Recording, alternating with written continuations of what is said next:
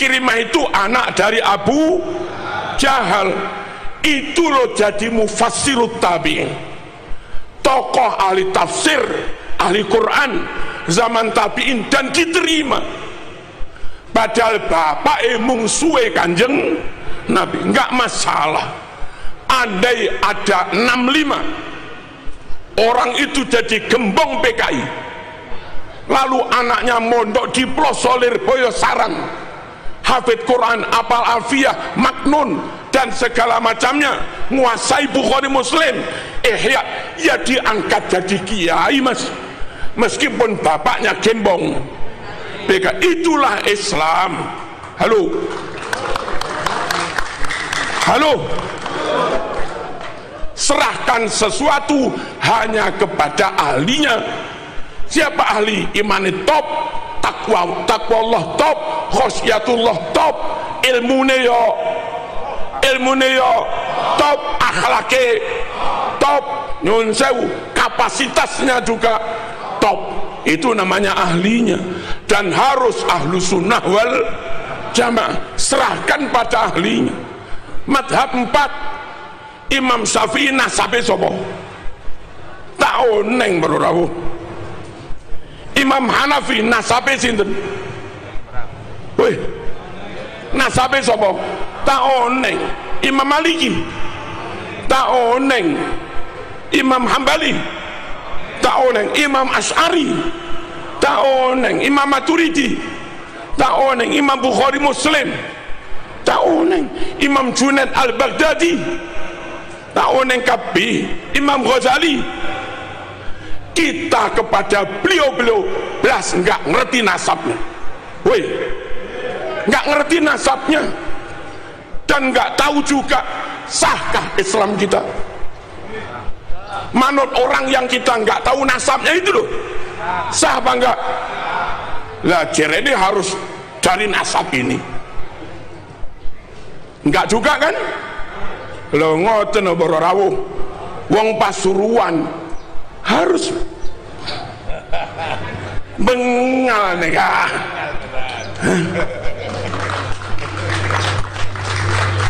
Allahumma shalli ala sayyidina Muhammad. Seporan aku le cangkolang ini. Tak pernah apa lagi? Sedikit lagi nggak apa-apa. Allahumma shalli ala sayyidina Muhammad. Yang alumni sarang dapat ilmu sak pirang-pirang dari masyayikh sarang. Nasabnya siapa sarang? Tak oneng. Yang alumni Ploso dapat ilmu sak pirang-pirang dari Ploso. Sera nasabah. Tak oneng. Yang kita ya. Yang alumni Lirboyo, sah apa enggak ilmunya? Sah apa enggak? Sah. Siapa nasabnya? Tak oneng. Lo kok sekarang ada, kalau enggak ngakui nasab ini ilmu batal, itu terus kayak ya.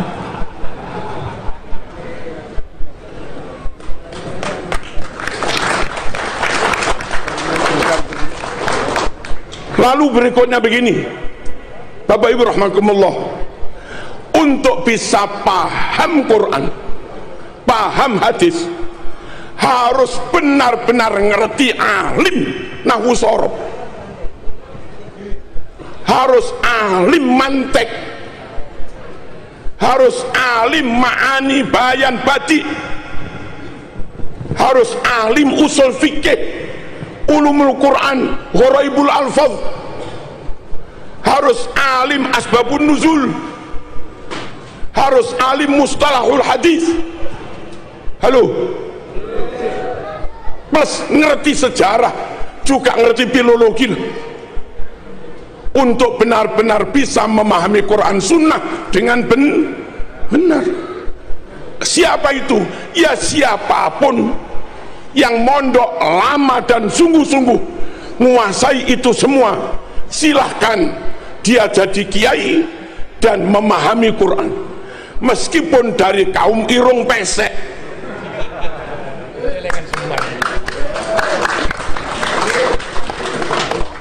Jangan paksakan orang yang nggak punya kemampuan kau percaya menafsiri Quran hanya karena bajunya. Jangan kau paksakan orang yang nggak punya kapasitas cukup ikut-ikut mengistimbat dari Quran hadis hanya karena kekayaan atau karena nasabnya. Ini nggak boleh dipegang, diurus kecuali oleh orang yang benar-benar punya keahlian. Ini urusan keahlian supaya menghasilkan ilmu yang benar gitu loh. Halo, kalau yang top itu orang Jawa, nah kita terima. Kalau yang top ring Madura, engki terima. Kalau yang top nguasa itu ring Cina, tak kenapa terima. Kalau yang top itu orang Islam Eropa, orang Islam Arab, Yaman, kita terima. Pokoknya karena benar-benar punya kapasitas, bukan karena etnis, bukan karena baju, bukan karena pangkat, bukan karena harta, bukan karena jabatan, bukan karena nasab. Ini urusan ilmu, butuh keahlian. Clear apa enggak? Apa kalau tidak mengakui nasabnya lantas menghina? Mboten. Saya bermadhab Syafi'i tanpa harus mengakui Imam Syafi'i bernasab ke Rasulullah tetap sah. Saya ngaji Ihya 100% yakin Imam Ghazali Iran, bukan Mekah, bukan Quraisy, sah. Saya Hizib Nawawi tanpa ngerti Imam Nawawi itu nasab apa, ya tetap sah. Thariqah Syadiliyah tanpa tahu Abil Hasan Asyadili zuriyah sopo, ya tetap sah. Andai dari kajian Kiai Iman lalu terbukti fulan yang selama ini kita yakini zuriyah Rasul ternyata terbukti bukan, maka hukum kita ngaji kitab karangan dia seperti kita ngaji Fathul Qorib tanpa harus meyakini pengarang Fathul Qorib keturunannya Kanjeng Nabi gitu loh. Dong apa enggak ini? Lalu aneh kalau dikatakan kalau enggak ngakui sanad ilmumu putus. Di Pondok Lirboyo, Ploso, Sidogiri, di mana-mana di perpus kalau ada 1000 kitab yang dibaca itu yang karangan orang Yaman, nggak ada 1% mas.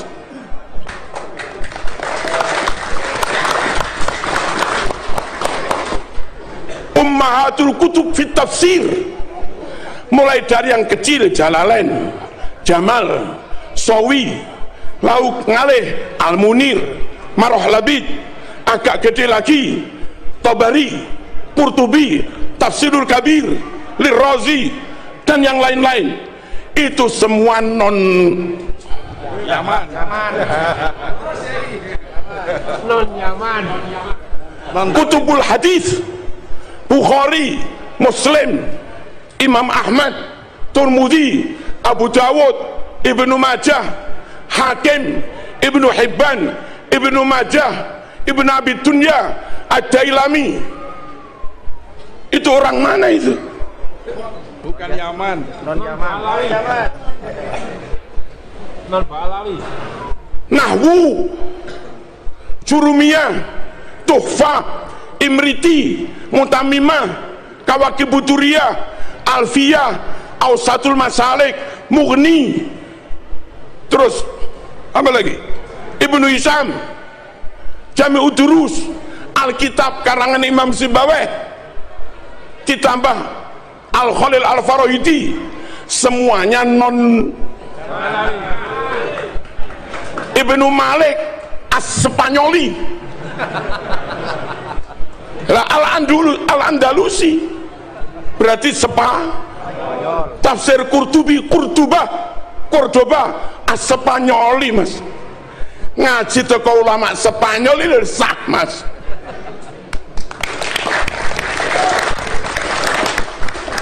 Kok sempit amat mikir.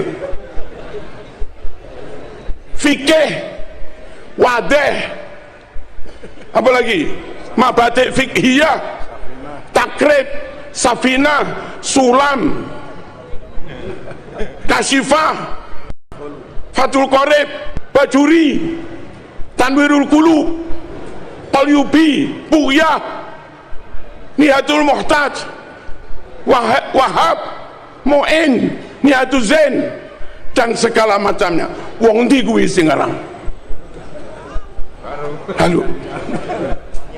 Halo. Yaman digoyai. Tasawuf adalah 1-2 Yaman, nggak ada 1% dari ribuan kitab. Masuk akalkah gara-gara nggak ngakuin nasabnya yang 1% ini, lalu yang 99% jadi batal semua? Apa udah rem aja?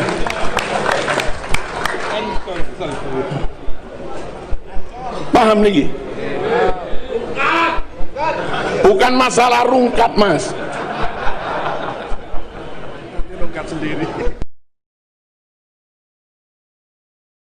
Lalu tentang nasab orang Mojokerto itu sulit melacak apakah saya keturunan Hayam Wuruk, sulit. Padahal jeda waktunya masih ini 1446 tahun.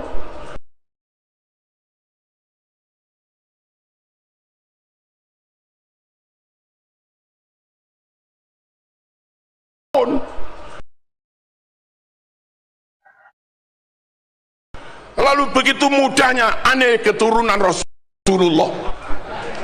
Sing 700 tahun angel, Mas. Apa mana sing 1400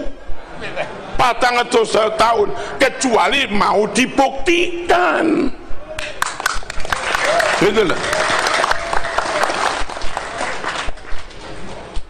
Dibuktikan secara genetik, oke. Lalu ada kakak yang berbeda. Kakak terbit tahun 400 Hijriah. Halo, Ahmad bin Isa tercatat anaknya 3. Kakak terbit tahun 900, tercatat Ahmad bin Isa anaknya 4. Kalau ada 2 kakak beda, kakak lawas dan kakak baru, yang asli yang mana? Lawas. Yang lawas lah. Kok aneh sampai?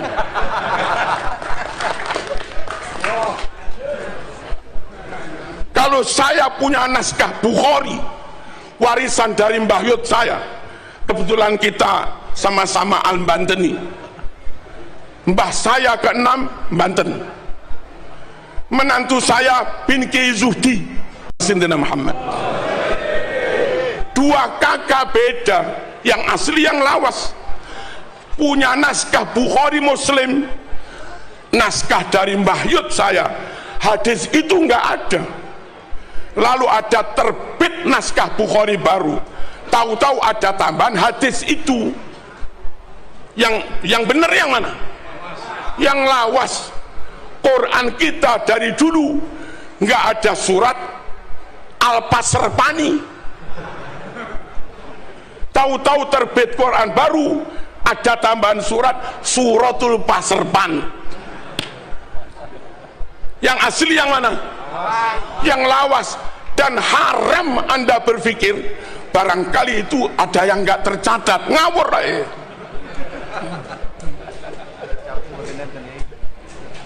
Nah, sekarang itu mungkin nggak tercatat, ada kemungkinan tercatat, ada kemungkinan apa? Ada yang bilang tes DNA nggak bisa jadi bukti syar'i untuk mengisbat nasab. Saya jawab, kalau ada bukti tes DNA saja, you tetap nggak percaya, apalagi tanpa bukti.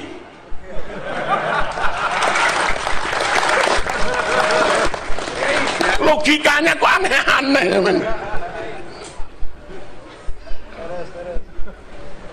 Basul Masail NU di Solo memutuskan hasil tes DNA memang tidak bisa untuk membuktikan, mengisbatkan nasab seseorang, tapi bisa untuk membatalkan nasab.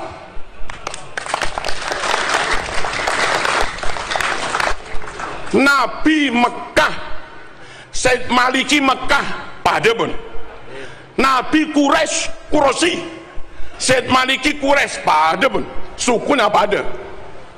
Nabi marga Bani Hashimi, Said Maliki Bani Hashim pada pun. Nabi Fatonah cerdas, pinter, Said Maliki cerdas, alimas, lumayan, ada kemiripan. Nabi ganteng, abyad musrab ilal humroh, putih kemerah-merahan. Halo, Said Maliki juga ganteng.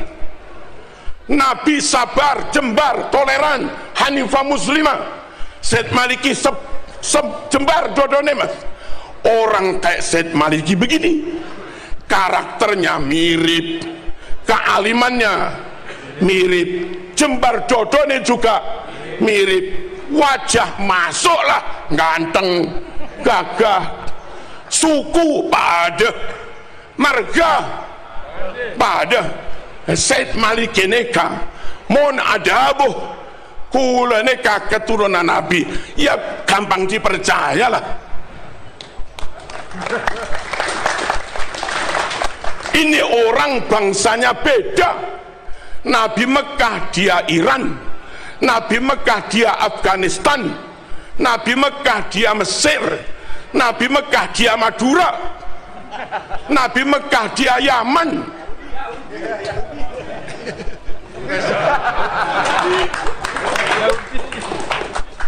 Bangsanya beda, sukunya beda. Nabi Quraisy dia Jawa, Nabi Quraisy dia Banten, Nabi Quraisy dia Sunda. Halo, Nabi Quraisy dia Hadramaut, Nabi Quraisy dia Habasyah, Nabi Quraisy dia Qahtan, Nabi Quraisy dia Tamim. Nabi Quraisy dia Aden. Tak pada sukuna.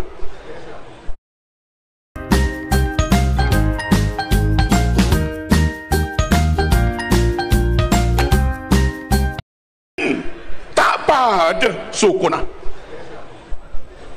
Marganya Nabi Bani Hashim dia Al-Aidid, Al-Katiri, Al-Pasrpani, wajah nggak masuk.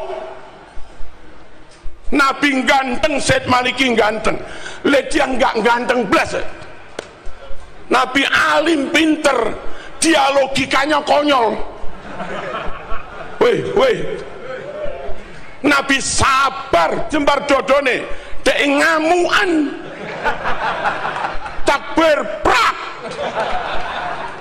salah takbir, terus ngaku keturunan Nabi, dites tak boron, dilacak nasabnya urut satu persatu per generasi tak boron. Buku yang katanya punya anak 4 dites pakai zat karbon untuk mengetahui nama keempat itu tintanya umurnya sama apa enggak, kertasnya lebih lawas yang itu apa lebih lawas yang anak 3, dites tak boron. Terus ngaku keturunan Nabi, bodoh remaja oneng negara. Kita harus menjaga kemurnian nasab Rasulullah sallallahu alaihi wasallam supaya orang yang kita tabaruki pasti qot'i 100% keturunan Nabi. Harus dijaga kemurnian ini. Khawatir kalau nggak dijaga, sembarang orang gampang ngaku keturunan, kadung ditabaruki pol-polan, kadung Gus Adi paringi mobil ben barokah, lah tiba keturunannya semprol ya apa.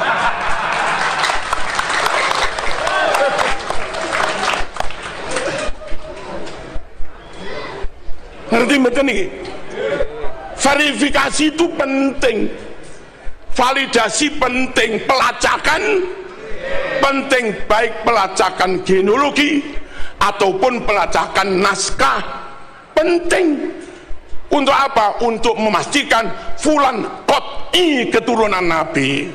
Kita sowan nggak rugi, salaman nggak rugi, sedekah nggak rugi, barokah. Dan memang Nabi meninggalkan untuk umat ini nun sewu 3 jimat.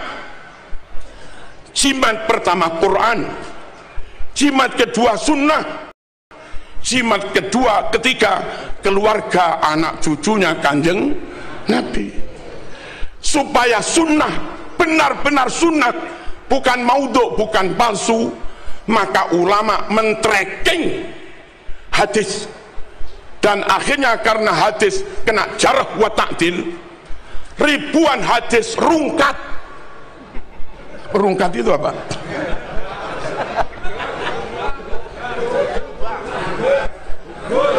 Dari 100.000 hadis lebih yang akhirnya dinyatakan sahih oleh Bukhari hanya sekitar 4.000-an. Muslim hanya sekitar 4.000-an, yang rungkat puluhan ribu. Dan itu ulama harus melakukan itu. Jangan sampai kadung diyakini sunnah Rasul ternyata sabdanya Abu Jahal, mas. Weh. Quran jimat, Quran mujma' alaih, qot'i, udah nggak ada masalah. Yang kedua sunnah juga jimat. Biar jimat ini benar-benar terjaga, maka ulama melakukan penelitian hadis. Lalu jimat ketiga, setelah berlangsung 1446 tahun, biar nggak mudah, nggak gampang orang ngaku keturunan Nabi ternyata keturunan semprul. Kita baruki tak mandi, mas. Nggak mandi itu apa? Tak mandi, ditawasuli tak mandi, wong keturunan semprul. Supaya umat tetap dapat barokah ketika sowan, ketika tabaruk, tawasul, qot'i keturunan Rasulullah, maka juga perlu di tracking. Lah itu tugasnya Kiai Imad gitu loh. Weh, mulia apa enggak ini? Mulia. Untuk memastikan keturunan ini murni, wa yutahhirakum tadhira. Dan terus maaf, panjenengan yang selama ini enggak dianggap keturunan Nabi, tak usah khawatir, Bun. Siapa tahu penelitian Kiai Imad dan kawan-kawan sampean terbukti keturunan Nabi, maka kami enggak ragu hormat neng sampean, nggak ragu mahabbah neng sampean. Ojo kesusu musuhi Kiai Imad. Penelitian ini untuk kamu juga gitu loh.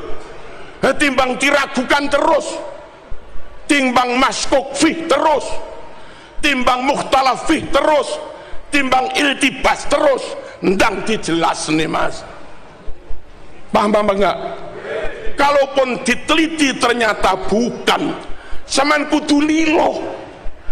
Demi menjaga kemurnian anak cucu Nabi, zuriat Nabi, daripada saya dicantol-cantolkan di situ, keturunan itu jadi nggak murni, mending saya dikeluarkan dari situ nggak apa-apa, demi menjaga kemurnian keturunan Nabi. Daripada saya nyantol di situ, zuriat jadi nggak murni, mending saya dikeluarkan, tapi zuriat menjadi murni. Nah, yang mau begini berarti ikhlas, kepengin wa yutahhirakum tadhira. Kalau begini nggak mau, berarti Anda hanya mikir kepentinganmu sendiri, biar tetap disuani umat, biar tetap dimahabbai umat, biar tetap disungkemi umat, biar tetap diparing-paringi. Berarti saman nggak mikir untuk kepentingan Islam, mikir kanggo awake dhewe. Yo ngaku oleh ngono, mas, bendang beres. Clear apa enggak ini? Halo, kok sik durung trimo iki piye? Terus kula tambah malih sekedhik. Hari kayak begini masih ada yang ngaku keturunan ke-28. Terus ngitungnya bagaimana? Cemas dengan tas wanita biasa yang terlalu sederhana? Ikuti tren mode terbaru hanya. Terus ngitungnya bagaimana? Mbah Yud saya itu lahir 18 sekian, kami nggak tahu. Saya lahir 66.